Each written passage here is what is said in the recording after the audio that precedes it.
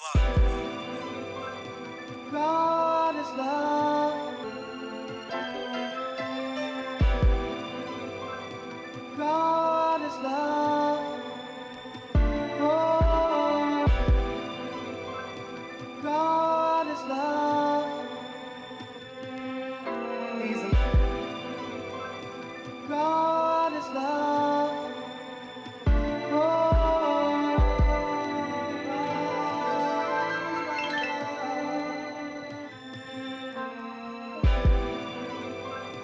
God is love.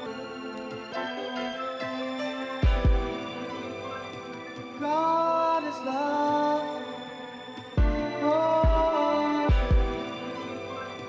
God is love. God is love. Oh, Conductor,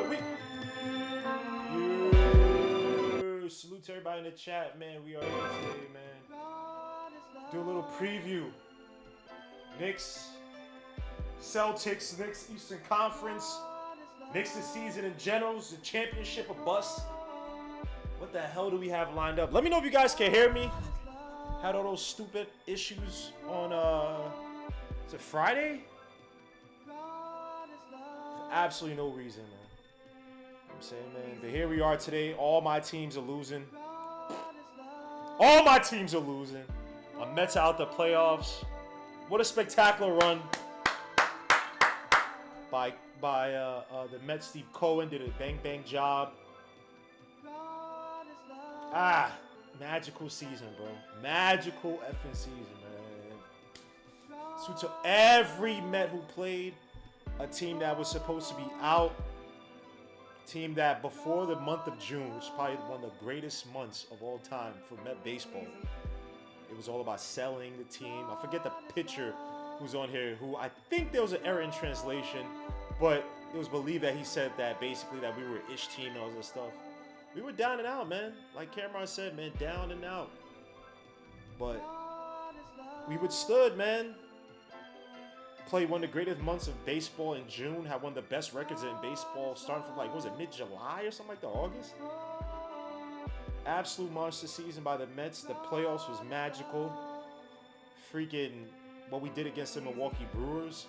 We did in the last game of the season against the Braves. And smartly giving up the next game so we could go to Milwaukee instead of traveling all the way to San Diego. But for what the Mets did against the Brewers, what the Mets did against the Philadelphia 76ers, what they did against the Philadelphia Phillies, a team who mostly had a number, even though they played 500 ball after the All-Star break. So they weren't that, they just started off really high and played some trash teams, but still a very deadly team, man. Castellanos, that's my son right there, yo. I like Castellanos' style, man. He's a free swinger. He got power too, bro. He a good player.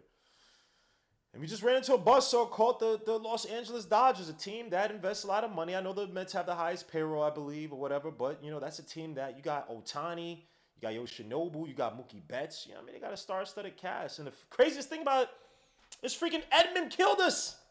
Tony Edman, and Pagers. Tony Edman and Pagers killed us. Tony Edman, who's probably going to go and play against the Yankees and do nothing, killed us. It's always these little bit players, bro. Always these stupid little bit players. Remember back in 2006, we played the Cardinals in the playoffs in the NLCS. Who beat us? Jeff Suppan, a guy who had a career ERA of like 4 and some change 5. Jeff mediocre ass Suppan. No offense, man. It's always these nothing play. I'm gonna say nothing plays. That's not the right way to put it.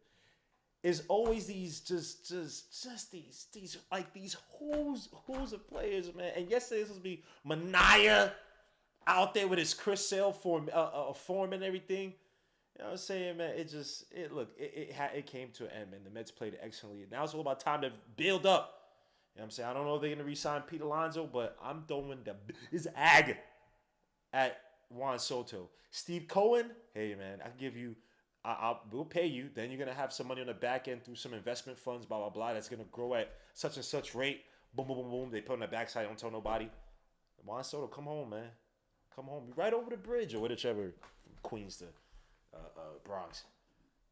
Come over, bro. What are we doing? But you know what? My Mets, God bless. Season's over. I don't want to think baseball right now, man. I'm still a little depressed, man. My bum ass Jets.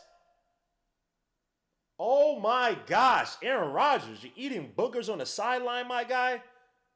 You can't find your receivers, bro. Like, bro, you throwing interceptions into triple coverage. Now I get it. Don't get me wrong. Aaron Rodgers again, my favorite living quarterback.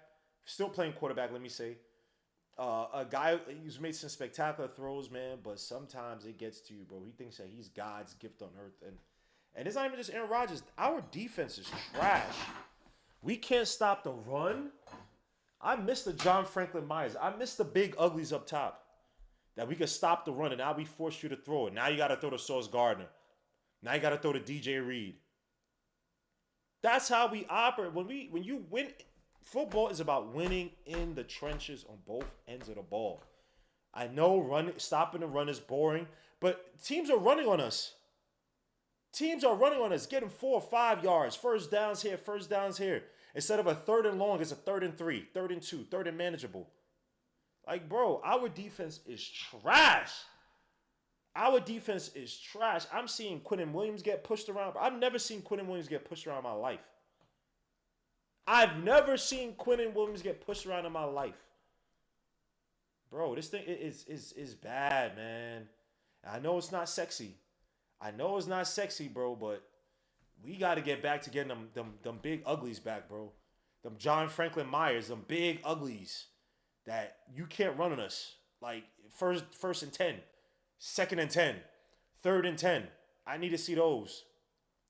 This is some trash, dog. You let your man Davis on the Bills run on you last week. Then this week or this Sunday, you allowed. Come on, dogs. They control the tech. And then Russell Wilson throwing jump balls. We playing like cover zero. I don't know if it's cover zeros. It's probably just cover one with one safety up top. You trying to pass rush ain't going nowhere. And Russell Wilson's just throwing jump balls outside the number. Like, bro, come on, dogs. What is this? This is trash, dogs. This is trash. 30-15. I don't care what no one says. Steelers are not that good. That's an overrated team, bro. TJ Watt, demon. Overrated team, bro. They are not that good, but it is what it is, man. Let me get to the basketball. Why is everyone panicking? Didn't the team get better? You talking about the Jets? Well, they got better on paper. Our O-line can't do. Tyron Smith is done. Elijah Vera Tucker, of course, gets hurt. Every time he gets hurt, well, even though we've been losing, on a losing streak now, every time he gets hurt, that's basically going to be our season. The last 2 seasons, once he got hurt, we dropped off, bro. You got to show up the O-line, bro. You got to get some good players for that O-line. This is ridiculous. Wow, that's a terrible call. This is getting ridiculous. He said Harris just ran for 6 yards again. We good? Harris, that O-line abused us. Yep, still don't even have a good... No, they don't. Pickens? I know he made that ridiculous catch.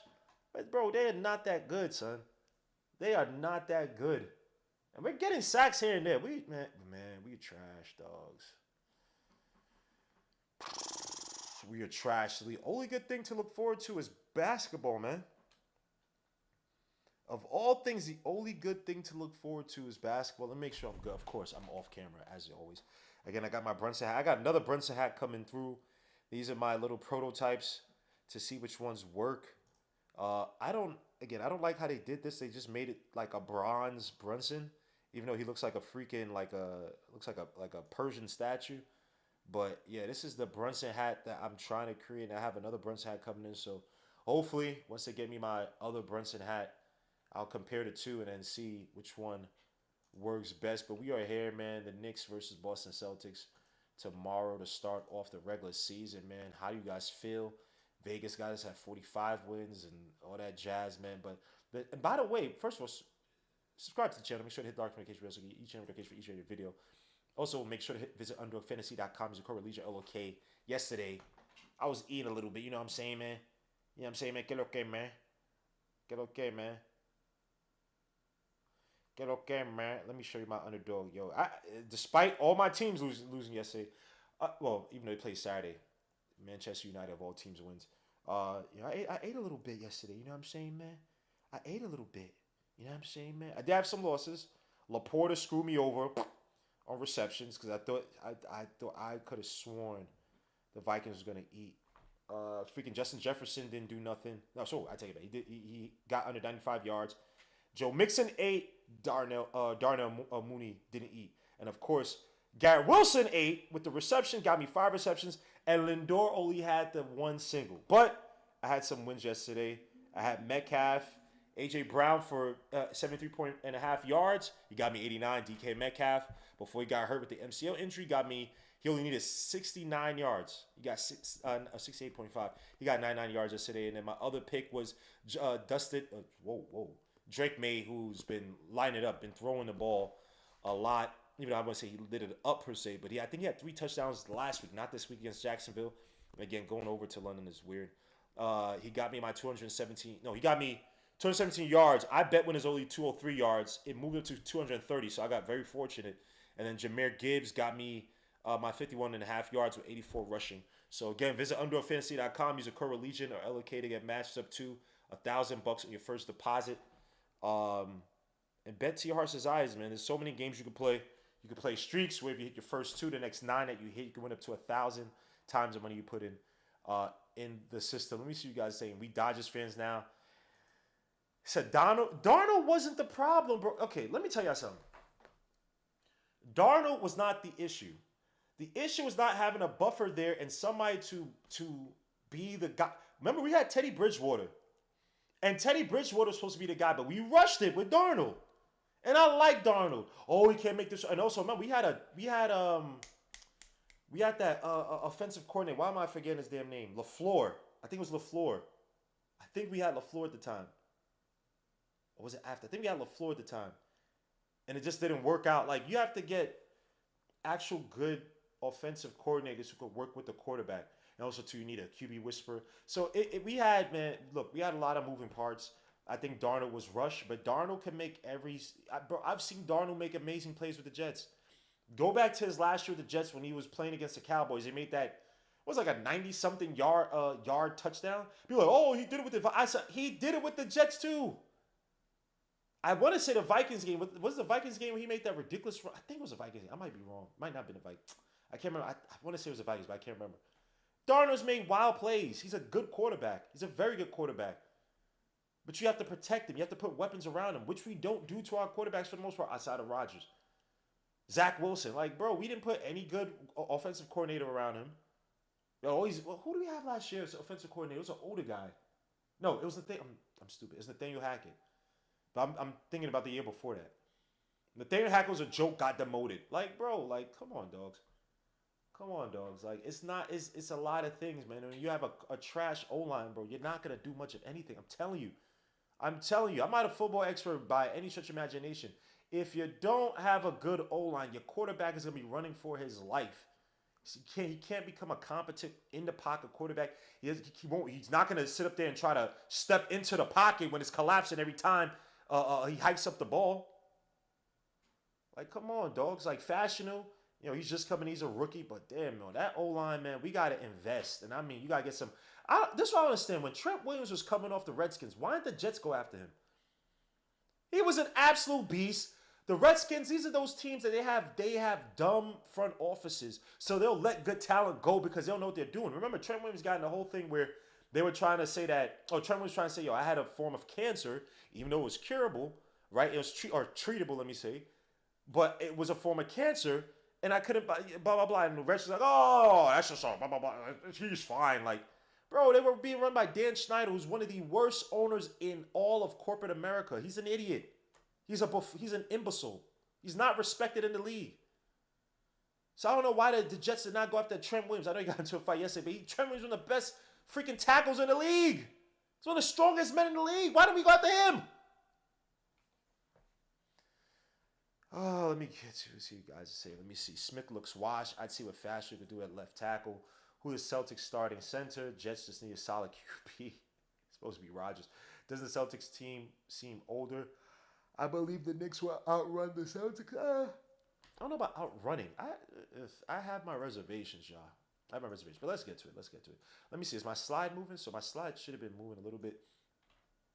So again, man, and a bunch of guys got signed for some money. Jalen Green got 100 for 30, 100 and some, 100 and some change for 30 for 3 years. I said for 30 minutes.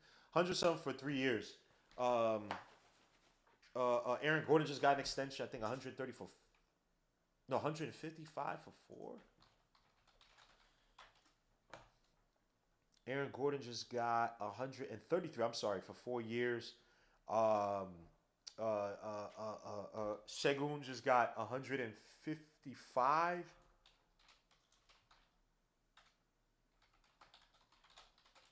Yeah, Şengün just got 150. Why is it not just showing me a contract? All right, whatever. Why if I just put Alperen Şengün, he's gonna tell me. Alperen Şengün, show me the damn contract. 100. Oh, why is my computer so stupid?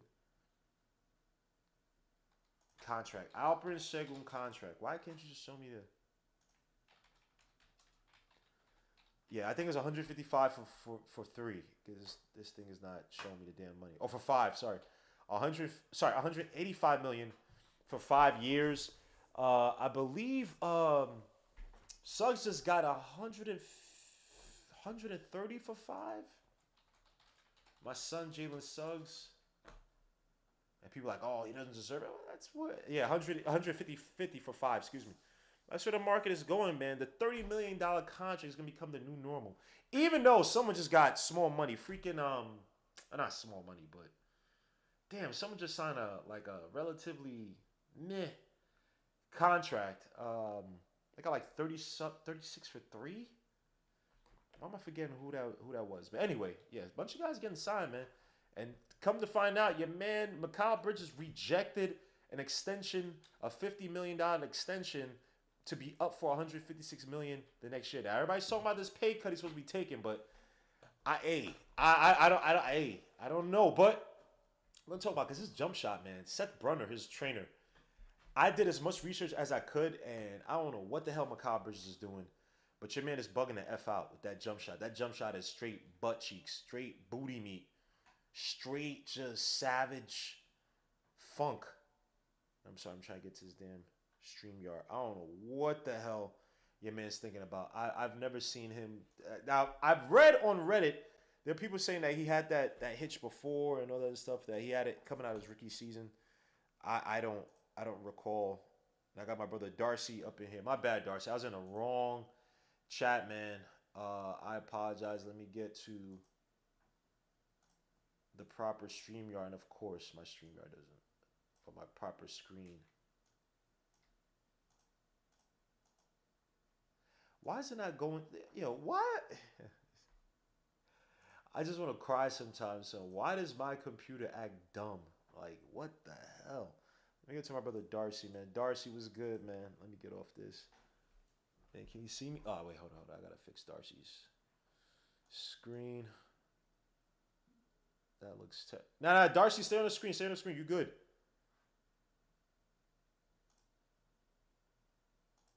Yo, Darcy, stay on the screen, my guy. Look how terrible I look on the... Oh, let me change it to an avatar so they can see you. All right, we're good. What's good, Darcy? You can hear me, bro? Yo, what's good, bro? What's good? What's good, man? How you doing, man? Season, man. Big, not home opener, season opener versus the Celtics, man. Oh, we here, bro. After a very interesting preseason, we are here, bro. We gotta answer some questions tonight, man. We gotta get through this, man. I don't know if I feel the same vibes, bro. I don't know if I feel the same vibes as last year, but we'll get through it, man. And so many injuries have happened at the end of the preseason. You got Precious Achiuwa is gonna be out with the hamstring injury. You got why am I drawing a blank? Precious Achiuwa. Why am I drawing a blank? Who else just got hurt? Precious Shamit with the shoulder injury. Thank you. I don't know. I'm drawing a blank. So our depth right now looks fairly thin. Right now we have Jalen Brunson, obviously Mikal Bridges, Josh Hart, OJ Anunoby, Karl-Anthony Towns, Cameron Payne. as a backup, Deuce McBride, Jericho Sims, Tyler Cole behind that, Pacome Daddier, and now Ariel Huck Purdy, who could definitely take a step up, take a leap for the Knicks. And I just want to ask you, man, how do you feel about this roster when you compare it to last year? I know there's some guys that you didn't like so much who are now gone. But just in terms of overall depth, when you look at our defense, when you look at our offense, and you talk about the preseason as well too, man. Just what you're seeing from this roster.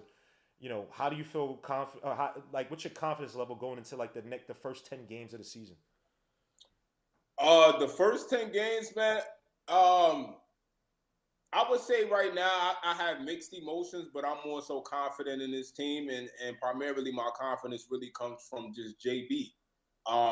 Looking at him last year, we know that he can carry a team on his own.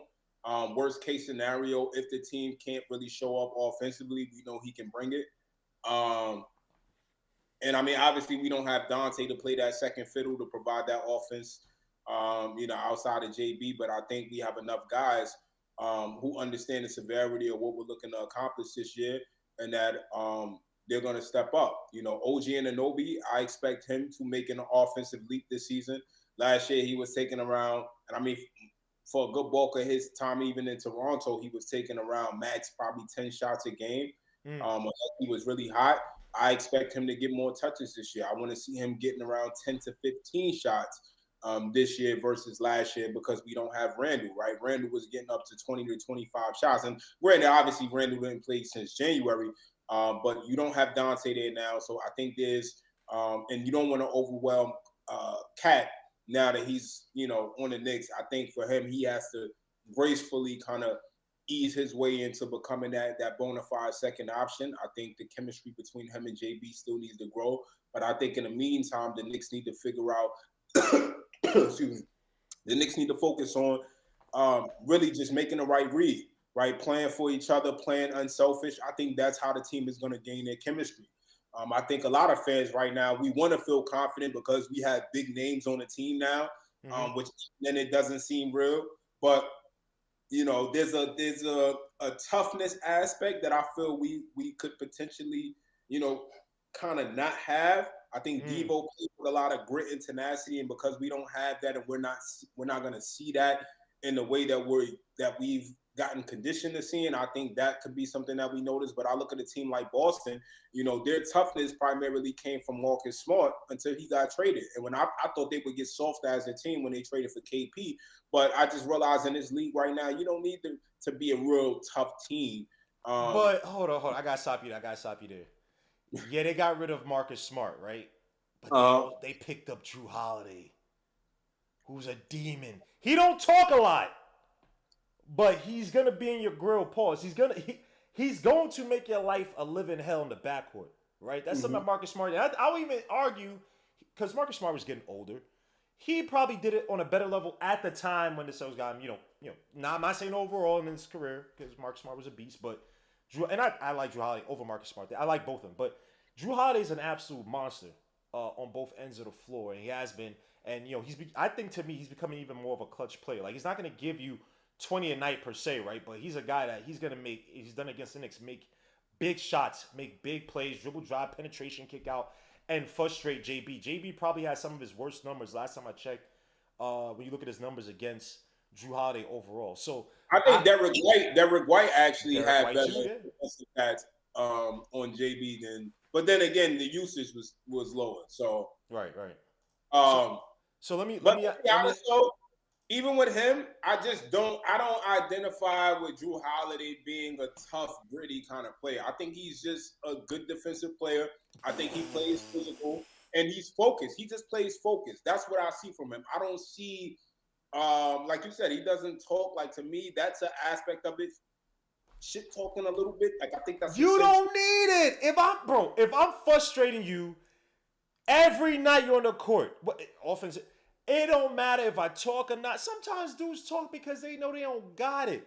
If you're frustrating the opposition night in, night out, I actually get scared of players who don't talk and they know how to effectively shut you down. It's like, bro, I can't even get in this guy's head. His psyche, his confidence is impenetrable. I can't do nothing with this. I can't try. You know what I'm saying? So if you listen to guys like KG, you listen to guys like Gary Payton, they'll tell you there are plays out there. John Stockton, you couldn't get into his head. He's not paying attention to you. And you look up, he got 20, 11, and 5 or something. Like, wait, what the hell? When the hell did John Stockton score 20 points? When did he get 11 assists? And it's like, bro, look, to me, I think, I get what you're saying, but you already to me, I just think that, and this is why they rate him as one of the most underrated players. They did, NBA players voted for him that one year. He's just that guy because he hasn't built a profile for himself, but night in, night out, he's going to give you hell on both. And it's not like he's not a star, but there are not a lot of starters out there who could give you two-way play on a high level like that in the league. I get what you're saying. I don't look at the Celtics and feel like they're a tough team. I just don't. I think they're a skilled team. I think they have good pieces that gel well together, and I credit them for that. But in terms of that OG toughness and that grittiness, I would say on the Knicks, and this is wild to say, but Campaign is the player that identifies with that the most on our roster. I mean, that's just the truth, bro. Campaign plays with a lot of fire. He's gonna get into you. He's gonna come in the game and bring energy. We saw it again in the series when we played Philly. He just came in and was that spark. I mean, even the game when we sat the starters in the preseason, I think Campaign came in there with just the right composure and belief that they could still win the game. And he came in and played like that. He didn't, he led the team. He plays with a lot of fire. He likes to try to get into you. He likes to try to get into the passing lanes a little bit. Good man-to-man pressure. I like what Campaign does. But again, that's the only player that identifies with that on our roster right now. Maybe Josh Hart, but not really. So I have a few questions on, and part of it relates to that because one of my biggest issues, right? I wanted to talk about this 5-out offense that so many people are enamored with, and when you look at Mike Evans just messed up his hamstring. That's not good. When you look at he may have pulled something. He's in pain. I've never seen Mike Evans like that. Taking off the helmet, everything. Damn, that's crazy. When you talk about this 5-out offense, everybody's so enamored with it. But when you look back, right? Because the whole idea is that it's the new thing in the NBA. It's it's the new offense, whatnot. Like everybody's doing. No, I look at it. It's like, yeah, but if you look at all the championship teams who run it for the most part, there's a caveat where their bigs are actually two-way players. If you look at last year at KP with the Celtics, I know people, but KP's an elite rim defender when he's healthy. You look at the Bucks, Brook Lopez, elite rim protector. You look at the Warriors, what's your man's name? Draymond Green. Even though he doesn't space the floor well, but he typically plays on the outside. He's a great defender, 1v1 at the rim. You know what I'm saying? So I don't see that happening with the Knicks. And I did some research just looking back at Tom Thibodeau's last team where he had an offense, a highly offensive team, but the defense wasn't there. And you have to go back 2017, 2018 Timberwolves. And that team had a top 10 offense, if I remember. Let me look at my notes. That team had they're fourth in offensive rating, 8th in points, 19th in 3-point efficiency, 30 in attempts and makes, 27th in defensive rebound, which is similar to what we do now. We're not a great defensive rebound team, but they're 7th in offensive rebound. Some of Tom Thibodeau values. They lost in the first round to Houston Rockets, lost in 5 games. What year was that? 2017, 2018. So their defense was not good. They had a trash defense. And I said defensive rebound. Sorry, they were 27th in defensive rating. My bad. And I believe their defensive rebound was poor, but they were 27th defensive rating. That was a team that had like Gorgie Dang, Jimmy Butler, Andrew Wiggins, Karl-Anthony Towns, Taj Gibson, Jeff Teague, Nemanja Bjelica. That's my guy. Derrick Rose, Shabazz Muhammad. So my question to you is this.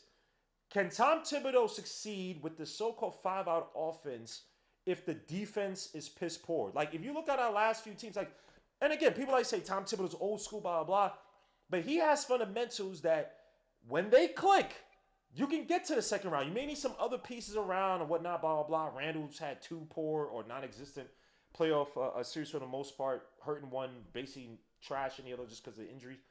So you need other parts, but do you think Tom Thibodeau gets back to 50 wins without an elite defense and mostly off of this 5-out offense. And granted, I'm just saying that say Mikal Bridges and OG Anunoby, as good as they are, can't lift this offense, lift the defense to be in a top 10 defense. You know what I'm saying? Like, how do you think Tom Thibodeau could get to those same heights that we were last year and better without an elite defense, just running with this 5-out offense? Well, I think the potential is there for an elite defense, right? I think it's easy for us as fans going up for the preseason to maybe not go into the season believing that the team will get better defensively. But I look at Karl Anthony Towns in 2018, 2019, he averaged 3.4 blocks per game. That's outstanding. 3 blocks a game, that's outstanding rim protection. So the fact that he's been able to bring out that production, if Thibs can use him effectively and get him back to being just that 5 that can really protect the rim at a high level, even if it's not 3.4 blocks per game, but even just nearly 2 blocks per game, that's value add, right?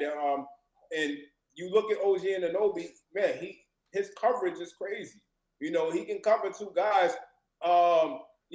and that's what you need. As long as you have OG out there healthy, as long as you have Mikal Bridges, getting into the passing lanes and just using their length, I think we'll be fine. Here's my issue to that. Here's what I'm scared about with OG Anunoby. Bro, every time he goes up for like a layup or a dunk, I get so scared he's going to get hurt, bro.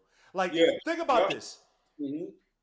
Okay, Karl Anthony Towns typically plays on the outside, right? So that typically means that you only really have Josh Hart in there, who's like really like a rebound, like grubbing type of player. Like he lives for the rebound. OG Anunoby scares me because you're gonna need rebounding someplace. Now, granted, with the 5 out there, hoping that you have more efficient shooting, so you don't need the offensive rebound. You don't need the second chance opportunity because you're making your shots. You're being more efficient. But let's be honest, there's gonna be a transition period. There's gonna be times when we're just not hitting shots well, right? Especially with Mikal Bridges bumming out. I don't know what the hell. We're going to get to that a little bit later. I know for a fact OG's going to try his hardest. Like, OG to me doesn't seem, even with the contract, I don't think he's a guy that he's going to be playing lazy. I don't think it's in his nature. Yeah. I get sick to my stomach watching this dude jump for everything, bro. Like, that's my thing is that you don't have protection for OG. I get the Karl Towns trade, but when you have so much invested in a guy like OG and whatnot, like, I think that our strategy is kind of there's a lot of risk to it, bro. I don't want OG banging down low, in the paint, trying to fight for rebounds, and if he's playing against a 4 defensively, the 4 is backing him down, and he's jumping up and he lands weird. So, talk to me about that. I get scared. I know maybe it's me, but we know OG, bro. This guy. I mean, OG's a player who has struggled to remain healthy throughout his career, right? I mean, even when Toronto won a championship, he wasn't available to really contribute to that because he was dealing with an injury. Right. But I think the thing with OG is, and this is what I have been wondering how the Knicks were going to prepare for this, is who's the guy off the bench that if OG is out for some time, God forbid, who's the guy off the bench that can provide some defensive coverage or at least give you 60 to 70% of what OG gives you to help the team win? To me, that guy, and I haven't even seen him play a game yet, is Kevin McCullough, who, if I'm not mistaken, he's on the 2-way, right? Now, again, he 2.1 steals per game with Kansas. Like I said, I like his defensive coverage, but at the same time, I mean, we don't have that bona fide guy that we can confidently go to off the bench defensively. So this team has some holes to fill, and this is why I think at the end of the day, we have to be patient as fans and understand there may be some pitfalls this season, right? There may be some things we realize we lack that could impact our ability to go the distance, right? And if there happens to be some holes, I mean, we hope that there aren't. But if there's some holes that impact us and it's clear cut that we can't win, at least we have a competent front office that we know we're going to take action to try to address that. But do you think we have enough flexibility to make that type of trade? Because you get a Karl Towns, like it's not. I get what you're trying to say, right? But you make that trade for Karl Towns, you're trying to take the next step. Like this is not a reset. It's one thing if you said, okay, after the Randall year a few years ago, right, 2021, whichever one it was. Right, it's like, all right, we know Randall's not that. Let's reset. Let's trade him. All right, the trade hurts you. He's a guy that kind of carried the regular season, got to the playoffs for the first time since 2012, 2013. 2012-13 with Melo versus the Pacers. But I don't feel like that's the case here, bro. I think that this is like, yo, this is the next step. Like, we trying to get to the conference finals, and right now, bro, this Knicks team, with all these injuries and how it's supposed to flow, bro, it don't seem like conference finals to me. Now, there's some saving grace, right? I don't think the Pacers are gonna be as good as they were last year in the playoffs, especially against us. I think even healthy, we could take on the Pacers. But and the 76ers with Embiid, Paul George got hurt, I think he's supposed to be good for the opener. But Embiid's not gonna be doing back-to-backs. That team is breaking down outside of Maxey. That gives us some offset to some of my concerns. But I look at this squad, bro, and if Tom Thibodeau does not have that elite offensive rebounding, and he doesn't have that the defensive anchor by the whole team. Because you're talking about Cat, bro, like, okay, bro, if it was any other player, if it was Andrew Wiggins we got, right? I'm just saying in theory, right? If it was Andrew Wiggins, he's a focused Andrew Wiggins, right? And, not all the issues and stuff around him and, family debts, so that stuff, rest in peace to his peoples. But if it was a focused Andrew Wiggins, I could see him buying in defense. Because he did for the Warriors. When they won the championship, Andrew Wiggins arguably their best player in that playoffs, not named Steph Curry, right? I just don't see that with Cat. I don't see him buying in defense. And I get it. He's supposed to be the offensive anchor as well, too. But he's not killing himself on defense. You see him play drop back? Every time they run the pick and roll, your man's playing drop back. Teams are going to abuse that 1-5 pick and roll against us all day, son. Your man plays drop back worse than Mitch. He's scared to step up. Imagine some big or some point guard with a decent jump shot. You just pick off Brunson, you kill us in the mid-range. You control the tempo. Like, man, I just don't see it, bro. Like I said, last time Tom Thibodeau had an elite offense, because I do think Cat, Brunson, I think OG, I think Mikal Bridges, just with good enough above average 3-point shooting by your wings. JB doing what he's doing, bro, being one of the best point guards in the league. Cat, even if he's just gives you a 20-8 Cat, he's able to space the floor. We'll be a top 10 points per game team. But that defense is going to suffer, bro. And we know how Tom Thibodeau gets it. Tom Thibodeau's not going to run split action and motion and do all these crazy things like, say, the Warriors. Now, he does a little bit here and there. But he runs his point guard base, led, high pick and roll, triangle horns offense, right? And it relies on execution. So the offensive ceiling per se is, it's going to increase with Cat. He was going to run some things for Cat in the preseason. But without that defense, bro, without your bigs being a defensive anchor, when was the last time Tom Thibodeau did not have a big who could be a top 15 defender in the league at the position, top 10, top 15 position defender in the league? He had Mitchell Robinson, he had Nerlens Noel. I know you don't like it, but Isaiah Hartenstein, when he was here, was still one of the better rim protectors in the league. We don't have that. Sims, Huck Purdy. I think he's okay, but am I see him take a big leap this year? Looks like fodder to me. And then Precious is out. And Precious is one of our secret weapons to helping to shut down Embiid in game 4? Game 4, because it was before he went to Philly to close it out. We don't have that, bro. Like, who are we trading for? Nick Richards? Come on, dogs. Like, and I just don't think Cat's gonna buy. Do you see Cat trying to buy in defensively like that? Yeah, I see him trying. I mean, at the end of the day, the Knicks defense hasn't been abysmal. Has it been great? No, absolutely not. But like I said, I'm optimistic about this team because I know that these guys understand how bad the fans want them to win. And then also at the same time, we also have to realize this is an entirely new team, right? It's only 3 players remain from the start of last season, right? So we have to realize it's going to take time, and we can't panic under pressure when this team is still learning the moving parts and how to play together. They're still learning, where each player likes to score the ball at. And I think as they gain chemistry and they play more games, and again, they need to lose some games. You need to understand what you need to work on. You need a full scope and understanding of what it is, what your strengths are, and what your weaknesses are, and what you need to focus your efforts on improving on. So I think for me, it's like, hey, give it a 20-game sample, right? And those 20 games, look at what the Knicks are doing well and what's helping us to have an advantage against teams and what's not working and make changes based on that. And I think that's what the game plan is. Learn as you go, but we can't forecast right now in current state what this team is going to be. We have, they're still learning each other. Karl-Anthony Towns has played on another team for 9 years, right? This guy is in a whole new system with new players. So I think for him, his game, once he gets comfortable and he gets acclimated that he's really a Knick now, his game is going to open up. We haven't even seen him scratch the surface of what we know he can do offensively. So the fact that the Knicks are still putting up this level of production without Karl-Anthony Towns playing his best, right? His shooting splits are horrible across the preseason, but the Knicks are still 4-1. That's very telling towards my point that I said before. You don't need him to play well to win. I think you have enough versatility that different guys can step up on any given night and give you what's needed to win the game. And at the end of the day, Thibs' philosophy is do whatever it takes to win the game. And I think that's what these guys are ultimately committed to.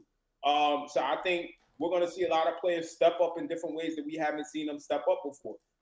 Those guys being Miles McBride, those guys being OG Anunoby, right? Josh Hart.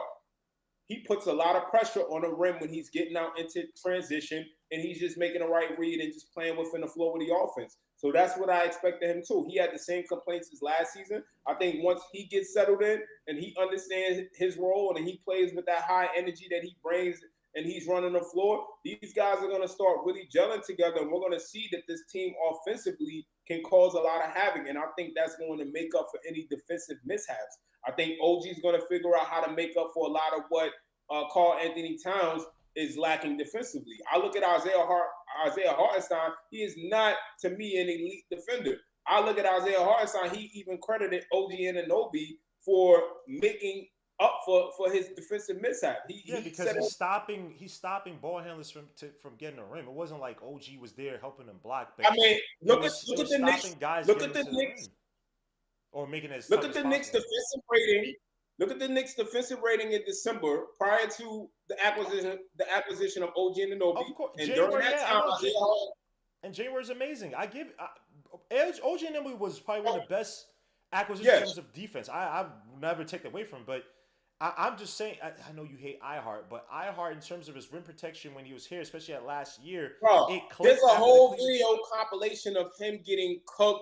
The entire and you can find so many clips online after the Cleveland game last year in the regular season. I think it was the Cleveland game last year in the regular season. It was one game I missed. I was flying back to New York, where you saw him make that change. You could say whatever you want. He was still a plus factor. I'm not. Like I said, I'm not discrediting him. But my whole point is, I don't think he was a super elite defender, which the numbers show. He's not a super elite defender. Before the acquisition of OG Anunoby, when he was the center in December, the numbers show he was not an elite defender. He did not make much of a difference in the Knicks' defensive rating when he was the center without OG Anunoby, and that's a fact. So the reality is, I expect OG Anunoby, especially with the addition of Mikal Bridges and 2 7-foot wingspans in his lineup, I expect them to learn how to play around Karl-Anthony Towns, and I expect them to grow defensively. So let me say something to that. If you have a big who plays drop back all the damn time, you know the strain that puts on my wings? They gotta play they have to tag even deeper on that player. Because on the ball handler, right? Because the ball handler, if I come off a screen and Karl-Anthony Towns is at least showing face, right? You don't have to peek, you don't have to switch, at least step up a little bit. I don't have to tag as much. I'll try to help stop the defender, the ball handler, try to pick up a dribble. But if every time you're playing drop back, I can hit the mid-range, then I have to seep in as a tag defender, one of the wing defenders, and they'll kick it out to my guy. Or you attack Karl-Anthony Towns if he's in foul trouble and make him pay at the rim. Make him pay, because Karl-Anthony Towns can be at pause. He's a guy that he gets you blocks. I think he only gave up 44% last year at the rim last season. But we know that he's a guy who gets soft. Pause. We know he's a guy who get weak. That's why one of the reasons why the Wolves last season was benching Karl-Anthony Towns, because he gets scrambled when it's late in games and it's a tight game, bro. He could get scrambled on both ends of the floor. We've seen it.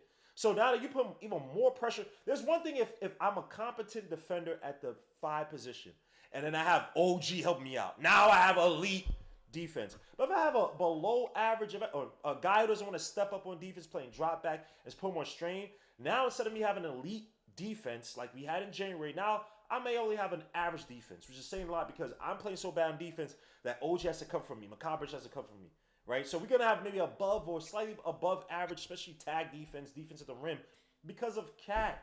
Now, you don't have no backups behind. No, I say you don't have no backups.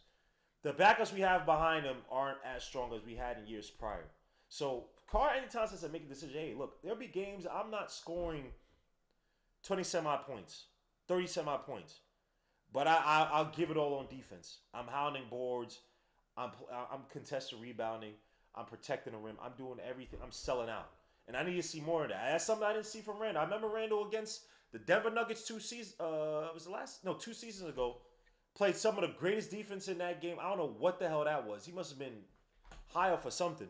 Then I never seen that again from Randall. But you're going to need that from Cat, bro. It just is what it is. Our offense, I think our offense will be fine. There'll be games that, bro, even what I'm seeing from OG Anunoby. OG Anunoby's finding his shots on the floor. OG Anunoby, I'm not saying it's going to be a difference maker, but in terms of shot creation, secondary, even tertiary shot creation, I'm seeing from him, from Bridges. I've been seeing in the preseason.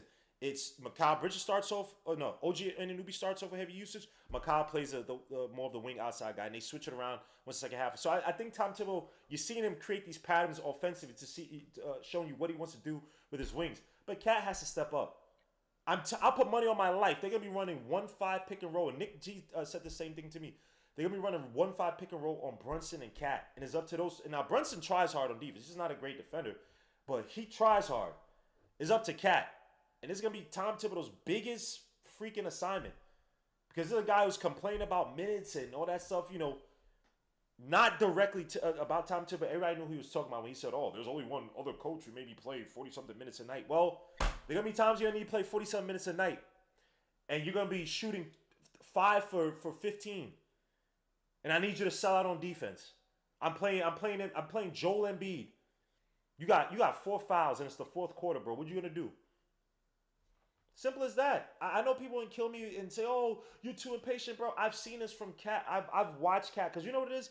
I get so mad at players who are good, and it's not even going to live up to the potential. You get injured, not live up to the potential. You got a bad coach. You have a bad situation. But when it's mostly in you as to why you don't fulfill your potential, that gets me pissed. And I watch Cat night in, night out, bro. And it gets me pissed as to how he's not the best big or top 3 bigs in the league. How the hell you not top 3 bigs? How I'm watching you taking freaking threes when you down by 4 with 2 minutes left to go. You're not controlling the offense. You're not controlling the flow of the offense. Your defender got 5 fouls on him. Jaren Jackson got 5 fouls. He's the only rim protector. I know they got Steven Adams at the time, the Grizzlies that is, when they played him in the playoffs. He got 5 fouls on him. You're not taking his ass to the damn rim. You're not drawing a foul on him? So, I know I blabbered on too much, man, but it's just, I watch Cat, bro, and I've seen other bigs come to the Knicks, and maybe because they had that profile to them that they're really defensive players, Joel Embiid, Nones well, excuse me, Ihart, Mitchell Robinson. You can say Randall. Randall's probably he's not a good example because he wasn't a good defender, but at least he tried to be tough. He was a good defender. At least try to be tough. I just get scared with Cat. And the pressure's gonna be on him with so many injuries. He's not gonna have a lot of cover, unless Ariel Huck Purdy steps up. Because Jericho Sims, hell no. I watched that dude and he's been trash. No offense. But any other comments before I move on to Mikal Bridges and his janky jump shot, bro? I mean, yeah, bro. This is my thing. It takes a village to raise a child. Real talk. Real talk, bro. Yo, you stupid. Look, bro. Real talk. It takes a village to raise a child. I hear your sentiments in regards to Karl Anthony Towns. I think we know that we have some concerns about him, right? But I think at the same time, the way I look at a coach like Thibs, man, his attention to detail, this coaching staff that we have with a guy like Mo Cheeks on the roster, I think these guys are going to be real coaches to him and correct him and help him to understand what he needs to do to get better. And that's what I'm expecting from this coaching staff, right? I don't expect the Knicks to look like when it's all said and done in its playoff time. I expect this team to be at least 5 times better than they come into the season playing. And that's my expectation. Whether we beat Boston or not, whatever we see from them, I expect them to automatically be better by the end of the season, just based on Thibs' philosophy and the principles he's instilled in his team, right? I look at the team like a Miami Heat. They get players in their system to adapt to their beliefs. And that's what I feel, that's kind of what our identity is too. Players come here and they adapt to our mindset and our thought process. And so I'm expecting that the same result will happen with Karl Anthony Towns that it has with every other player that puts on a Knicks jersey. You understand the severity. You understand how bad this fan base wants to win. Once you get immersed in Knicks culture and you understand night in and night out when you come to the Garden what we're about, that's going to bring out your best play. This is not Minnesota. This is a place where, if you don't play how we need you to play, you're going to hear it. It's no duck in the smoke. So at the end of the day, I expect Towns to go from a boy to a man in this Knicks jersey, bro. He's only scratching the surface of what he's capable of, man. He's just on the cusp of being a 10-year vet. This guy has a lot to learn. He's still a young guy. He can still be corrected. And the thing about it is he has the right mentality to want to get better. A guy like Julius Randle, as talented as he is, his mental and just his ego in some situations and his pride impacts his ability to be coachable, right? I look at Karl Anthony Towns. This is a guy who front offices, they rave about him. Coaches, they rave about him, his mindset and his commitment to wanting to get better. And I like a lot of what I've heard from him since he's put on this Knicks jersey. So I think he's going to learn and grow. It's going to be some trial and error. We have to understand that. This is a new team. We have to be patient. We have to give them time. I expect within this 4-year window that this team is together, I expect them to win at least one championship. I expect it. It may not happen this season realistically. This is a new team. It's a lot of moving parts. A lot of things have to go right, including health, right, which was a big issue for us last season, right? We need everybody healthy going into the playoffs. If we don't have everybody healthy, that's going to cause some trouble. But again, you know what? I like our young guys, right? I like our culture, and that goes a long way towards winning a championship. It does. I expect our young guys to step up and be more active. I expect our coaching staff, when we screw up and we're not playing well, I expect our coaching staff to really be analyzing film and coaching these players and educating, hey, this is what you should have done, but instead you did this. Next game, here's what you need to focus on. Here's what you need to be more intentional about. And I think as long as the coaching staff is drilling these things into these players, and then also with the moves too, none of these guys want to get traded. They want to be a part of this. The Knicks haven't won a championship since '73. These guys understand they have to play the best basketball of their careers for them to win a championship, bro. They understand it. So I get all the concerns, but I truly believe that this team understands the severity of us wanting to win a championship so much that I think these guys are going to do everything within their power to help us win. And any player that doesn't do that, guess what? They out of here. All right. That's it. Hopefully it's not Cat, because No, it won't. I know. I don't think it'd be Cat. I think if anything, it would be Mikal Bridges, right? I think Mikal Bridges. What? Yeah, what? I think if we were to look to upgrade the team, you don't want to trade Josh Hart. You don't want to trade Towns. Nobody else on the roster is going to net you that much. Deuce is not getting paid enough to really bring back another player without attaching him and someone else, and we already lack depth and veteran experience now. Mm-hmm. So I feel like if we were to actually try to fill a hole in this team, it would be a player who, again, teams would actually want.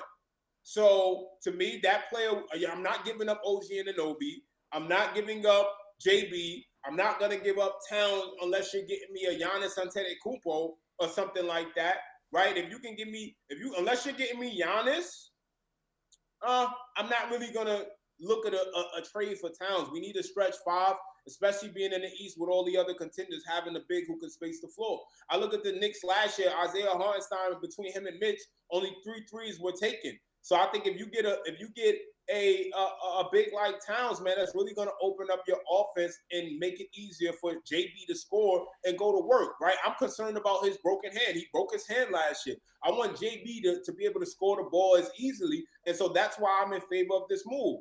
You know, and I said it again before. The Celtics were number one at drawing opposing teams' defenders away, centers from the rim, and we were dead last in the league in doing so. So I think this is a worthy move to explore to see what it brings to your offense, and then you go from there. You look at a 20-game sample size, then you look at the 40-game. Hey, we're not where we thought we would be. If there's an opportunity on the trade market before the deadline, pull a trigger. The only player that I honestly don't want traded, and I'm sorry if he ever gets traded, I'm gonna be hurt, and you already know who I'm about to say is Mitchell Robinson. If anything, to me, Mitch is more valuable than ever because that's the only player I'm confident enough to say, hey, once he gets on that court, you know what he's giving you defensively, and he can match up against opposing teams' bigs. I do not. Too bad he's never on the court. Too bad he's never on the court. Look, I'm fine. He's never on the court. What are we talking about here? Your man, and I like Mitchell Robinson. The guy cannot stay healthy. It just is what it is. I look at it like this, and here's my sentiments on it. Every player is susceptible to injuries. I look at Mitchell Robinson. To me, is a unique situation because one, he was the Knicks defensive anchor before there was an OG Anunoby, and primarily his and how healthy was that anchor? You know what an anchor is? You know what an anchor, a ship anchor, one of its main qualities is dependable. No, but when I put the anchor out there to hold the damn ship, he's gonna be availability and dependability are two different things. Mitch is very dependable when he's available. If I'm not available, that hurts my dependability. Dependability but again, is also you're there. Listen, the thing about it is, it's not just when you're there. I look at it like this. I'm okay with Mitch being out until January. Get him right. He's gonna always be hurt. Look, bro. No, oh, son, he's always rushed going to come to back be hurt. last year. Bro, he clearly wasn't healthy when he came back last year. He could barely run up and down the court. He simply came back to help us win, and he did that. Yo, your man be really looking at Mitchell Robinson's social media because he put out there, yo, so I wasn't healthy enough. I wasn't this. Mitch, when are you ever going to be healthy? It's you. You. If you don't want to play, if you want to wait until you're fully healthy, I fully understand it. But you're going to miss games. Unfortunately, it's just the name of the game. Sit out and get fully healthy, but don't start complaining about, in this game, I wasn't even healthy. You're the one that came back. It's you. You decide to come back for whatever reason. Because maybe you want to build up your I'm going to say trade value, but contract value for your next contract. Even though you had 3 years on your contract at the time. But it's you who did it. Like, I don't understand. Mitchell Robinson, to me, man, I like the kid. He still has to grow up. I hate the social media stuff where he puts on, this game was... Stop showing up your damn coaches, bro. You're not healthy. You shoot 50-something% at the free throw line. So let's not sit up here. I'm not saying you, but let's not sit up here and act Mitch like someone's holding you back. You are a limited player offensively. You're a very good player rebounding and defense-wise, but you're never healthy for that. It's one thing if Mitch Robinson was a guy that he could space the floor out, so I can say, all right, we'll take away some of your defensive responsibilities, so you know what, so you can space the floor out. That'll probably keep away some injuries. We'll be able to preserve it on the floor. But you can't do it. You're shooting below 50% the free throw line. What the hell you want us to do? You complain about it, and Tom Thibodeau was like, well, let him worry about the fundamentals. That means show me that you can do something fundamentally sound on offense, and then maybe I can expand a little bit more for you. You're shooting below 50% the free throw line. I can't do nothing for you. There's no one in the league who takes more than 3, 4, 5 shots and is shooting below 50. And I'm talking about not just at the rim, alley-oops. I'm talking about catching the ball and taking a jumper. There's no one in the league who does that. He's shooting below 50% of the rim, 50% of the free throw line. So I like Mitchell Robinson in terms of when he's here, what he can do, but his dependability. Because he's not an outstanding shooter. He's not a creator. He's not a passer. He's not a great screener. There are 2 things that he can do well. Protect the rim and rebound. And if you're not healthy enough to do those, I won't say bare minimum, to do those things, stop crying, stop complaining. Shut up. I look at it like this. And not you, I'm talking about Mitch. No. I look at it like this. I don't have any. Like I said, I have too much respect for what Mitch has brought to this team to have any negative sentiments about him. He wouldn't be injured if he didn't play so hard for this team. Oh my God! And He if he got didn't, injured in the Olympic. I mean, look, What's the bro. name? He played the Olympic I team, bro. personally don't. I don't even want to argue about Mitch because, like I said, my sentiments about Mitch will never change. Like he's one of my favorite Knicks. I personally would feel so disrespected as if I were him with how this fan base treats him. Whoa! I mean, look, bro. Look, Darcy, bro. how does a fan base treat Mitchell Robinson, bro? Are you serious? Disrespectful. How? Screaming, trade him every single time. Screaming, trade him, They trade him. trade, bro. Everybody, they find an issue with everybody. The vast majority is not saying trade Mitchell Robinson. The vast majority is saying, yo, this guy cannot stay healthy again. It might be time to look at the contract. But even then, there's most centers who do the dirty work, who plays with the effort that Mitch does, they don't remain healthy. Oh, like Gobert, right? Gobert, yeah. Rudy does, to me, like I said, I prefer Mitch. No. I'm not talking about, no. It's not about what you prefer. What were we about to say about Rudy Gobert? No, he. Okay. He does all the dirty. He was doing all the dirty work for Cat. No, I don't. Just like play defense. Yeah, I mean, like I said, he's not getting into the paint. He's not rebounding like Mitch to me. Rudy Gobert, they joke on him that he can't. And like I said, bro, outside. All you can do is play drop back.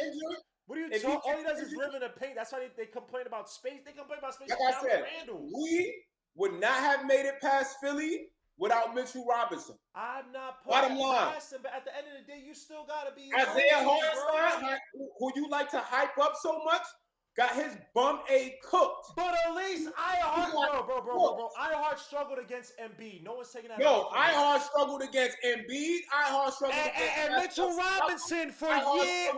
And Mitchell Robinson for years. You took one series, bro. Bro, you took one series. Robinson with an 8-day fool, bro. I don't care about you took one series in the playoffs, which I give Mitchell Robinson a lot of credit. No. Hold up. You took one series from Mitchell Robinson, and I even give you one more other series in the regular season. It was a season before that one where they were missing a few players. Harden was still there. Harden was out. And Mitchell Robinson, what they did was that every time Embiid played on the baseline, they would double. Because if you go back before that, go and look at the games that Embiid had against Mitchell Robinson. He would get into foul trouble every time because Embiid abused him. It wasn't until that game that Tom Thibodeau was sending doubles to help Mitchell Robinson. Then he got his confidence. So let's not sit up here and act like Mitchell Robinson is an Embiid stopper. They did a lot of stuff because for years, Embiid was abusing Mitchell Robinson. For years. On one foot, he proved it. What are you talking about on one foot, bro? On one foot, he proved it. For one, what's the name, bro? I literally can sit up here because I remember because who's the dude that's from Curacao? He looks Dominican. He was on the 76ers. Like chubby. He's a shooter, outside guy. He looks like out of shape. Damn, what is this guy's name? Nick Batum? No, not Batum. Batum is French. He looks way out of shape, worse than Batum. But he killed. He was hitting 3-point shots that game. I want to say Maxey may have been out that game too. I might be wrong. I want to say Maxey was out with like an injury or something like that. Damn, forget. Nah, Maxey ain't missed no games against us, bro. I want to say because there's a few guys out. Like it was Embiid and like a bunch of role players. Maxey may have been out for the game or something, but not anything serious. Just may have been out for that game. Niang, thank you. George Niang was the guy. Thank you, David Parker. I was about to say Niang, but I'm like, he's on the Cavs now, so I ain't. Yeah, he's on the Cavs. I'm at the time, I'm saying that game. Yeah, because he the only player in the league that's like that. Against Embiid for years outside of two games, that playoff game and that one game I'm talking about when Niang hit a few threes. I can't remember who else. It's a bunch of role players. But Mitchell Robinson, I'm not issuing on him. But again, when you can't do anything else, you don't really have technical skills like that, bro. You are a rebound. And again, let me give Mitchell Robinson his credit. Like I said before, what we saw from Mitchell Robinson last year before December 8th when he got hurt or whatever, he was giving you quasi Hall of Fame type numbers. I'm talking about first season. I'm not talking about his career. Quasi Hall of Fame numbers in terms of offensive rebounding, total rebounding, contested rebounding, defense at the rim. That was all first team NBA defense that you get from Mitch Robinson. And I've said that. I give him all the credit. But he's never healthy. He's always crying about something. So I'm hoping the best for him. I just can't depend on you, bro. You're just never healthy. And I get it. You're a 7-footer. You're a naturally skinny person. I'll give him credit for this. I'll give him credit for this. You won't even believe on me. He put on weight to appease the team. He did the whole Shaq thing where he tried to put on weight to get stronger and whatnot. And I think that hurts him a little bit because it hurts. I think it hurts him ability. It gets you stronger, but some people don't carry weight well. And I think that's hurt Mitch Robinson. All I'll that give him jumping, credit. bro. But he's been hurt before that. He's also been hurt before before that. You gotta also realize Mitch is so dominant around the rim. He normally has 3 guys around him, and guess what? When you keep jumping for rebounds and you have 3 guys around you, you have 6 feet under you when you're jumping. So of course you're gonna roll your ankle when you have 3 guys trying to stop you from rebounding. Gobert is not that much of a threat. He's not gonna have that many guys around him to keep him off the rim. Are you serious? Yes. Bro, Mitchell Robinson garners the same. He's 4 offensive rebounds. Bro, 4 offensive rebounds per game. Mitch is a machine, bro. That's 260, yes, 250 but pounds of muscle. let's not downplay Gobert's defense at the rim. Gobert's probably the Like best. I said, Gobert. I look at games and I see him get cooked in ways that Mitch does not get cooked. Gobert I'm sorry. all right. Let me ask the chat: who is a better rim protector? Gobert? No. There's no bias here for me. It's definitely people will troll me and take up your side. What's the point, bro? I don't care. I don't care if anybody says that they think Gobert. I don't care. It doesn't matter to me. I'm gonna stand on what I stand with Mitch. I've watched him since he's come into the league. I watched him before he came into the league. People talk about he has no offensive game. This guy was a top 10 projected pick for a reason. Just because the Knicks don't utilize him and didn't bring that out of his game, you saw Randle thinks the Knicks are underutilizing Mitchell Robinson's game when he doesn't display anything that would tell you. What are you talking? Randle threw the ball to him before he got injured. Randle threw the ball to him. When he gave it to him in the paint, and he did the little move, that one little move when they were feeding it to him, and then hold up. When Randall fed, you remember Randall fed him to, I want to say 2 possessions in a row because I know you're talking about. What did he do the next time? Bro, he missed the post up, but he looked really good when he was backing dude down. Darcy. All right, we gonna move on. Darcy's a psycho, son. This dude, I don't even think Darcy smoked up, son. Darcy is a psycho. I haven't smoked in like a week. Oh, that's probably why he's saying all these crazy. I've been. I'm joking. Yeah, because these are the same sentiments I've been saying about Mitchell Robinson for the longest, bro. My stance on him will never change. I love Mitch. If the day he's not a Knick anymore, hopefully no time soon, I will be extremely sad about that. I love Mitch. Mitch is my guy. He embodies New York, the grittiness, the fire, the heart that he plays with. For God to keep fighting back from injury, having fans talk about him like that, and he still comes back and gives us 100%. You can't overlook that. I won't ever overlook that. And I just have too much respect for him to talk about him like that. He wouldn't have gotten injured or had to deal with so much if he didn't provide so much coverage for us over the years defensively. We had R.J. Barrett, Julius Randle, Elfrid Payton, Reggie Bullock. Come on now. Like, Mitch is the man, bro. Y'all got to start putting some respect on his name. Mitch is the man. All right. I'm telling you. All right. We'll see the man return in January. Look, honestly, I'm okay with Mitch sitting out until the playoffs. That's when I need him. That's when Right. Hey, yeah, he's a rebounding, rim running, protecting. Give me a healthy Mitch in the playoffs. Give me a healthy Mitch in the playoffs, bro. Give me a healthy Mitch in the playoffs. Let's move on to somebody else who I have concerns about because this don't make no damn sense, man. My son Mikal Bridges is doing, I don't know what the hell is up with his jumper. He shot 10.5% from 3 in the preseason. I know it's preseason, and that was only good. He shot, was it 2 for 19 in this past preseason at the 3-point line. And people are like, oh, it's a preseason. Well, the past 2 preseasons, in 2020-21, he shot 30.4% on 5.8 attempts, 36.4% on 2.8 attempts in 21-22. In 22-23, he shot 50% on 4 attempts, And then in 23-24, he shot 36.8% on 6.3 attempts. And as you can see here, I put a whole bunch of examples. A few examples I put on the screen are examples for when he played with the Suns, where he did not have that hitch. Now, someone put on Reddit that he's had that hitch when he came into the league, coming out of Villanova. I didn't see this crazy hitch like that when he first started. I had a few preseason games I picked out that he played with the Suns, and I actually thought his shot with the preseason actually looked smooth as hell. Now, I tried to do some research, and it's tough to find exactly who he's worked with. There's a guy named Seth Brunner, who I believe has been recently working with. This is a guy that everybody was showing when Mikal kind of changed his shot, and he was kind of doing this whole trebuchet thing where he has this weird hitch, and that seemed to be the trainer. The trainer said, "Oh, I'm working out with Bob, great workout with Mikal Bridges, crap." Here's the list of guys that Seth Brunner has trained: Miles Powell, who's now playing in China, former Knick for a short time; PJ Tucker, who has a weird shot, who's probably at the end of his road, who fights for every team now because he thinks he deserves crazy playing time. Paul Reed, who's not a shooter. Andrew Funk, who's with the Nuggets G League, and Eric Dixon, who I believe is still in college. Gotta check it out, but I believe he's still in college. Eric Dixon. None of these guys are plus shooters. So again, I'm concerned with Mikal Bridges. This guy's able to space the floor. Now, off the dribble, his shot looks fine. Looks okay. The shooting, the catch and shoots look really weird. I don't think this is a Markelle Fultz thing where it's, the thoracic outlet syndrome, which he kind of suffered coming off that motorcycle injury, allegedly. I don't know what the hell's going on with Mikal Bridges, but it's something that he's being steadfast in trying to fix. And again, the examples you see here, his shot was 10 times smoother. It wasn't the prettiest, but it was smooth as hell. It was fine. It's smooth. It's fluid.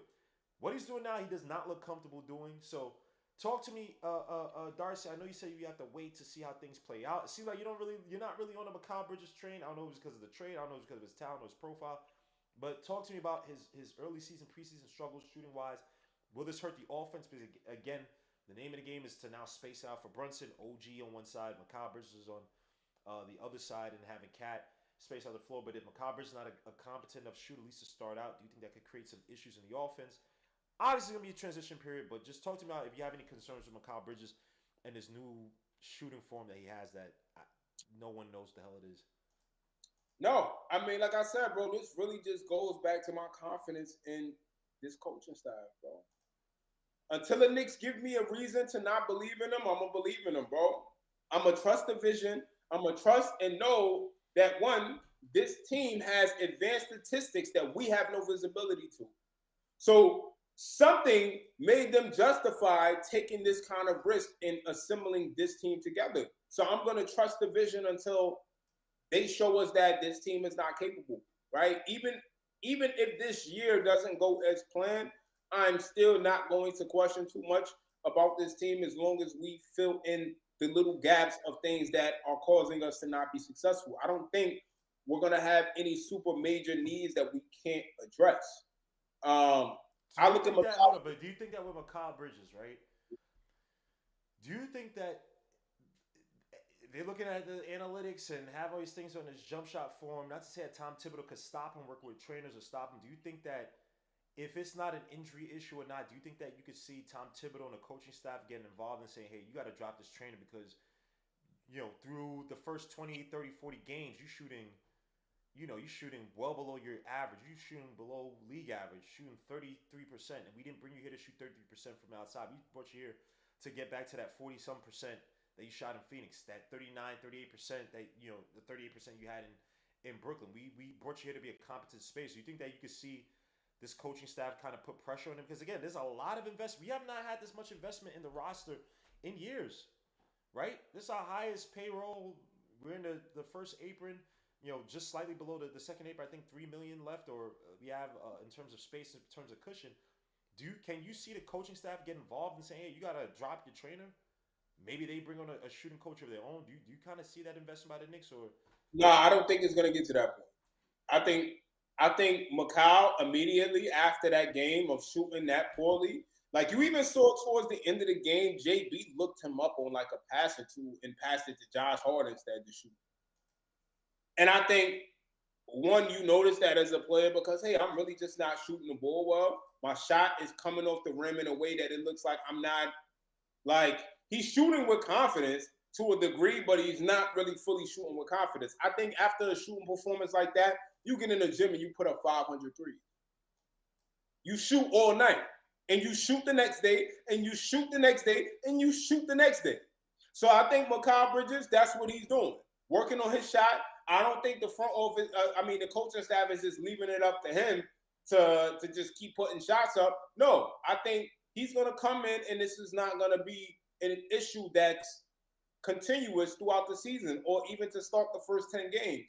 I think his shot is going to start falling. That shot is ugly, bro.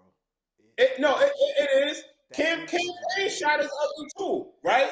But okay, hold on. Let me take it back. It's not about it being ugly. That's not the right way to put it. It's a change, and it looks like, bro, you were shooting great numbers before. Like, why? I need to know the reason behind why you changed something that was already work. Because we paid, not we, but we gave up all these assets for you, right? You can't change up in the ninth inning now. We didn't bring you here as a development. We brought you here because, and we actually want to probably shave off some of your game in terms of usage and to get back to what you were with the Phoenix Suns, which means you gotta be a knockdown catch and shoot player, bro, like you were with the Phoenix Suns for the after his sophomore season where he kind of grew into his own. I need that. I don't need, bro. If I bring over Albert Pujols, I don't need you to start trying to bat from the left. If I bring over Lamar Jackson, I don't need you to stop using your legs. You can't change up on me after after we invested so much in you. So to me, I don't know if it's coming from the trainer. I don't know where it's coming from. If it's not injury bound, if it's like, I don't know, because I don't think you'll change up your shot just because something has had to happen. But I'm concerned if you're doing this and it looks bad. Like, I know it's preseason, but none of this makes sense. I'm not too concerned about it. One, because again, he hasn't shot worse than 36, 37% in his career. Yeah, but his shot was never this in his career, bro. That's my whole point. You said what? His shot was never this in his career. I mean, I look at it like this, bro. He's been in the league for quite some time, bro. I'm not really gonna I'm not gonna panic.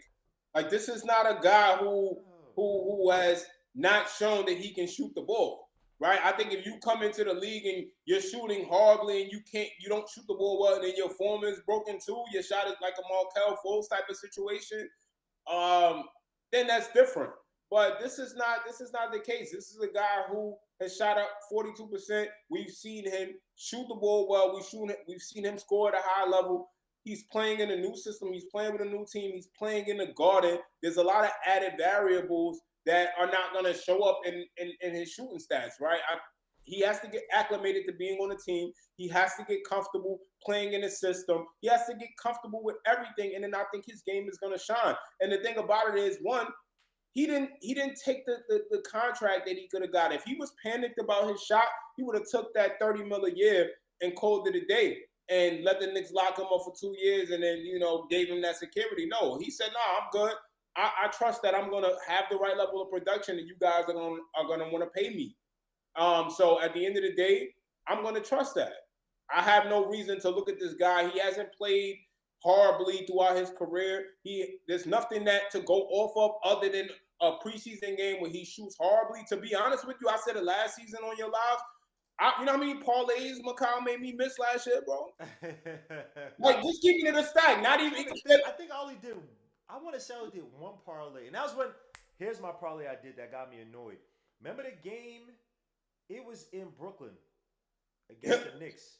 It was the first one because the second one. I scored like 10, 13 points, bro. Yeah, he had a terrible game. I think it was something doable too, and I'm like, yo, bro, you somehow parlay. And then the next game, because I went to both games. Don't ask me why, because my boy Dale he's a Nets fan. And the next game I went, I'm like, why are you scoring now? Like, why? And he put up and we still won, but he put up I want to say he put up 19 points in the first. I'm like, yo, bro, where the F is any of this coming from? So I know which game you talking about last year, bro, but I'm just saying, man, you change up your style, bro. Like if the shot form was not changed and he was struggling, I would agree with you. But what we're seeing now, bro, it does give me some concern. And it's like once we invest in you, and it sounds terrible because I'm not trying to treat you like property, whatever. But once a team invests in you, bro, like you have to give me a sound reason as to why the shot has changed. I haven't really heard anybody from the Knicks or any commentators. If you have heard them, please let me know so I could listen to it. I really haven't Yeah, heard anybody. there's a Suns coach that just it's on Twitter. If you just look up Mikal Bridges, that came out that commented on kind of one him not being concerned about his shot, just purely off of him knowing Mikal and knowing how hard he works. He's like, yo, this guy's gonna be fine come this season. Like he's gonna make whatever changes he needs to make. And then also he also highlighted, hey, yeah, because people are talking about his shooting and how it's kind of declined over time. And he's like, yo, also you have to factor in he went from being a high level role player to becoming the focal point of the offense. So he was taking shots that he wasn't normally taking in game. And the thing about it too, even when you change your shot, you still have to get acclimated to in game rhythm, right? So that's a whole nother ball game. And then you're also playing in a new system. So again, you remove these variables, his shooting may actually improve even with him keeping that hitch. I don't think that this guy's going to just be shooting like that and going on the court and shooting like that if he does not see that the shot goes in practice. He's not going to Yeah, look how confidently he was working them shots. yeah, He was he said that he's been working on it since college. Like he's had this hitch, and then it will just like, he'll find a way to make it kind of like he said he's just been constantly working on it, and that's why I was why when I looked up on online, I sort of read it. You said yeah, he's had that hitch. And Priest, I couldn't find it. I'm like, oh, the shot looks fine, but he himself said that he's had the issue before that he's trying to get his shooting form back from college. It's just that is now is this pronounced. So I don't know what it is. Again, suit to Coach Color Blocks for putting me onto this term. It's called proprioception, was basically how your body communicates with your nerves and your joints with everything. Like basically like the fluidity of not the fluidity, but basically how all your body just connects to everything and allows you to do what you want to do at will, right? If I want to shoot a certain way or release a certain way, like my body communicates, all right, shoot like blah blah. So a person with great proprioception would be like Steph Curry. He probably has perfect proprioception where he just his shooting form is like it's perfect. Every release timing, everything touch is perfect. Somebody who probably didn't have the best as a guy, if you remember back in the day, like Ronnie Brewer, who because he got the injury with his when he was a kid, he had that injury with his arm or shoulder, something like that. He just shot that weird shot. He was never really a good shooter. Even come out of was it Nebraska? No, Wisconsin or Nebraska? I forgot which school he came out of. So yeah, I'm hoping that Mikal fix it, but it is what it is, man. Want to get to a final topic, bro, before we get out of here, bro. Talk about the Celtics team, man. Got a few questions to ask you, man, and I know we hinted at it a little bit. I know you're not really fearful of the Celtics, and it has been the idea that the Celtics aren't this strong of a team. That someone said they got not a paper championship, but basically the championship wasn't real. I'm just like, I don't know about all that. You win a championship, win a championship, but a few issues I want to talk about, man. The Celtics' prolific three-point shooting. The games that they beat us last year, or in the games they played us last year, they were 1 for 4 against us last season. We only won that one game late in the season where they basically were just sitting starters. And in all 5 games, they've averaged at least 13 3-pointers against us. The Knicks were actually 17 and 19 in all games last season when they allowed 13 or more 3-pointers.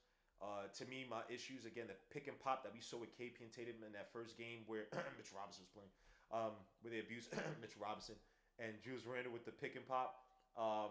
The Celtics abusing Brunson and Karl Anthony Towns with the 1-5 pick and roll, I think can be another issue as well, too. Another thing to bring up, will our wings be able to stifle the Celtics wings? I think that's where we should make out nicely. I can't wait to see Mikal Bridges and OJ Anunoby versus Tatum and Jaylen Brown.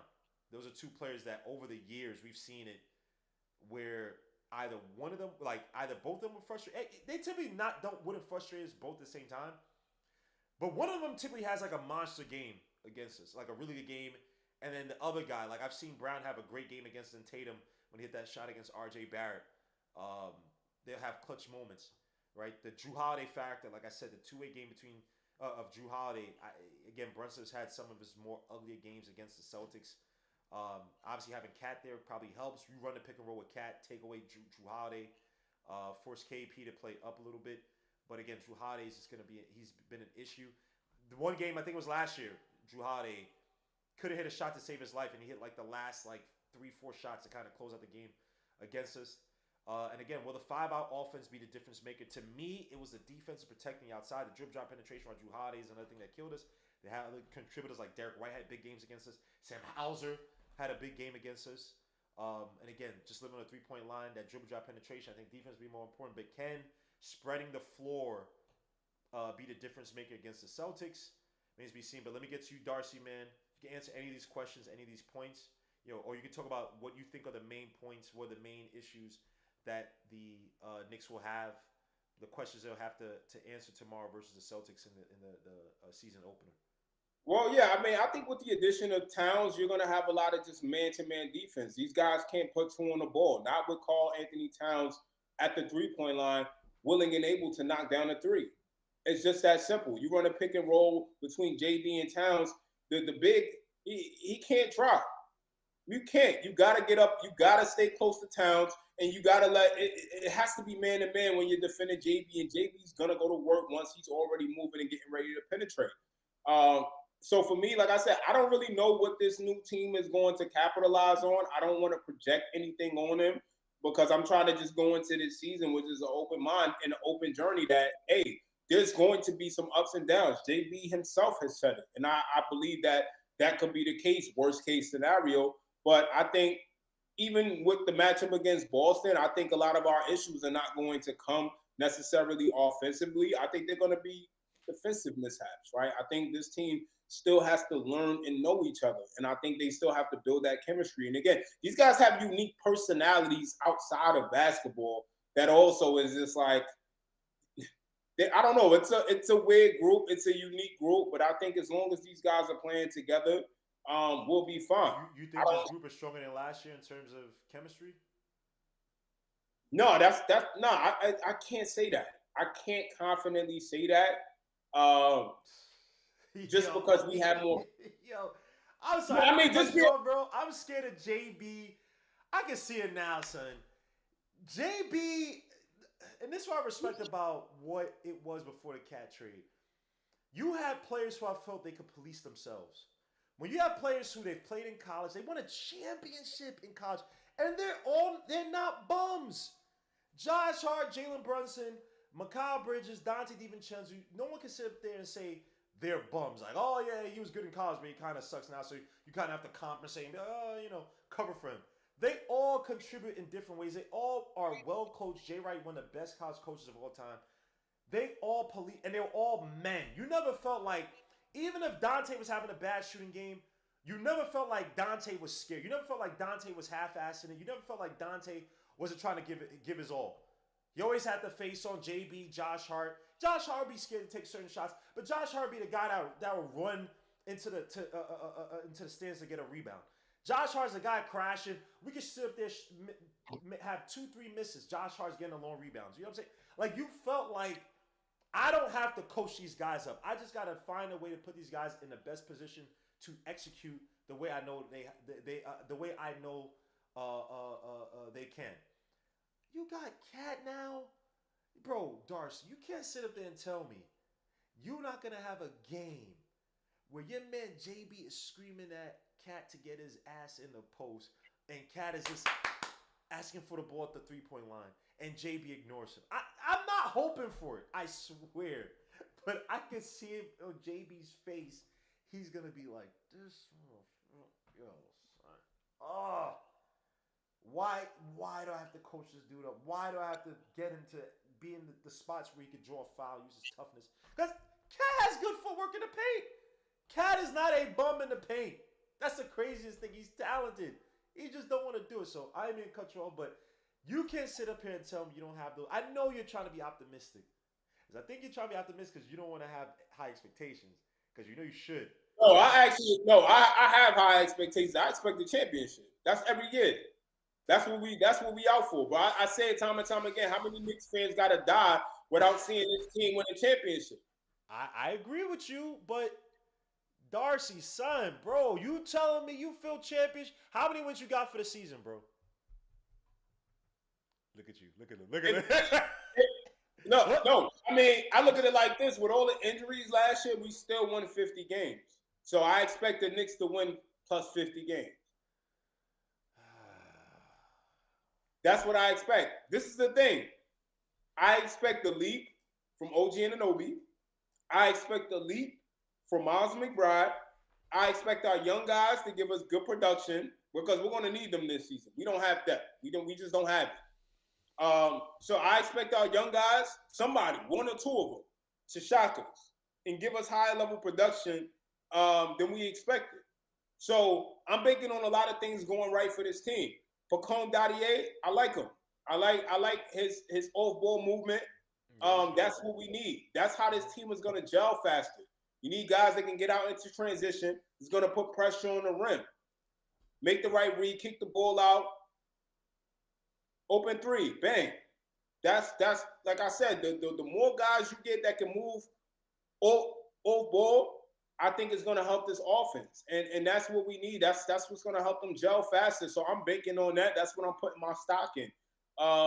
In terms of JB, I expect JB to take over games. He's the man, bro. He's the man.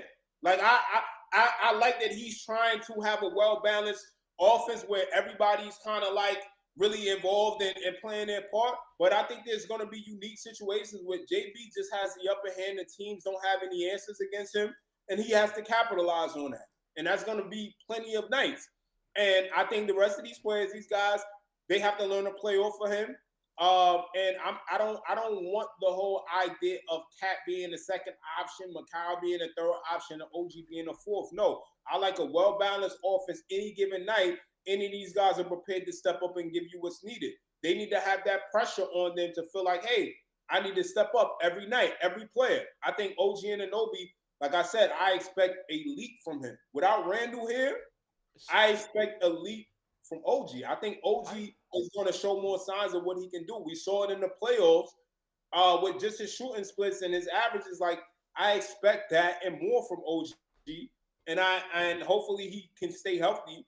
If not, I want to see who the Knicks are going to get off the bench. Right? Who are we going to sign with this vet minimum? Who are we going after? We need somebody that can help carry the offense, that can shoot the three. I don't know who that player is. I don't know if it's Lonnie Walker. I don't know if it's. I will Lonnie Walker here, man. I like Lonnie Walker's game. Yeah, I like Lonnie. As the weather world, we're gonna make that happen. That I don't know. Ariel Hukporti, you're probably gonna need to convert him from a two-way to a rookie minimum, because you need depth. You already got Precious Achiuwa dealing with this hamstring issue.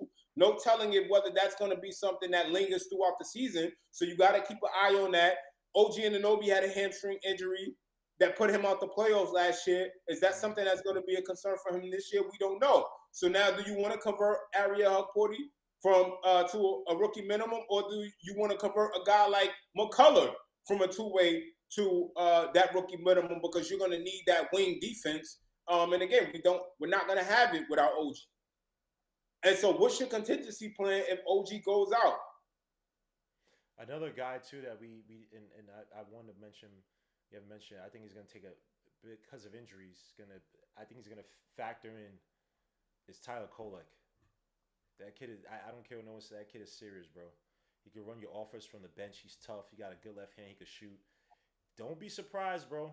Because again, it always comes on opportunity. Unfortunately, Shamet is out with an injury. There's no way in hell that Tom Thibodeau and these guys who gave him the highest guarantee for a second rounder.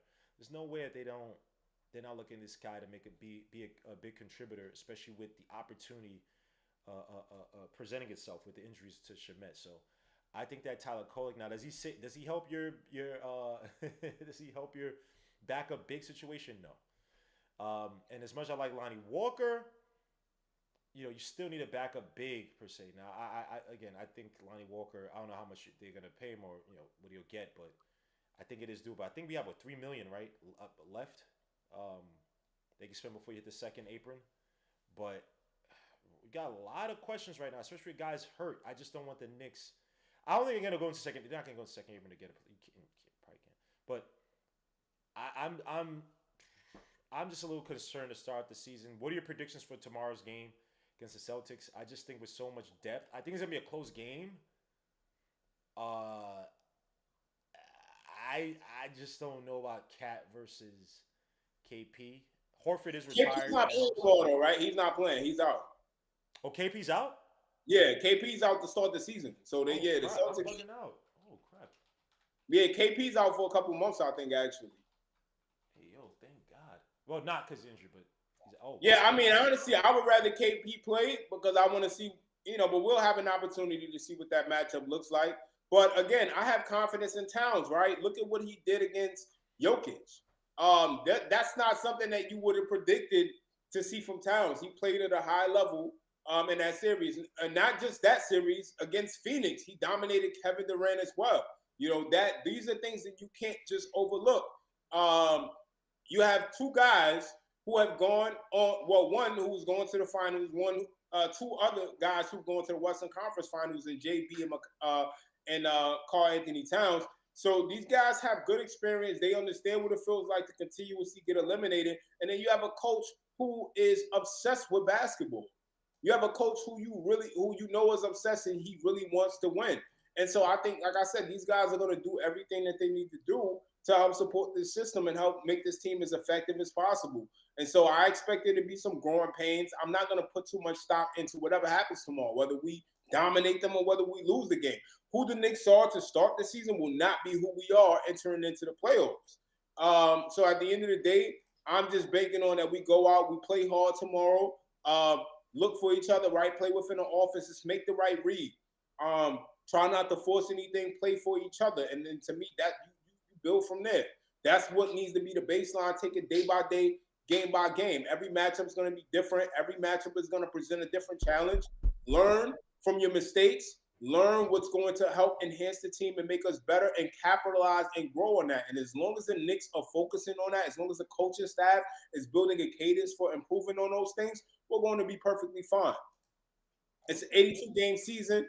Things are going to go wrong. Injuries are probably going to happen, God forbid. We have to be mentally prepared for these things as fans, and we can't panic and we can't over exaggerate stuff. We have to understand that this is a title window. It's trial and error. The Celtics have been contenders since Jason Tatum came into the league, and they just won a championship. It's been years since they've been contenders, right? It takes a lot of moving parts to get things together. It's a little easier when you have two very young, highly talented. Well, Tatum more so highly talented than Brown, but two players.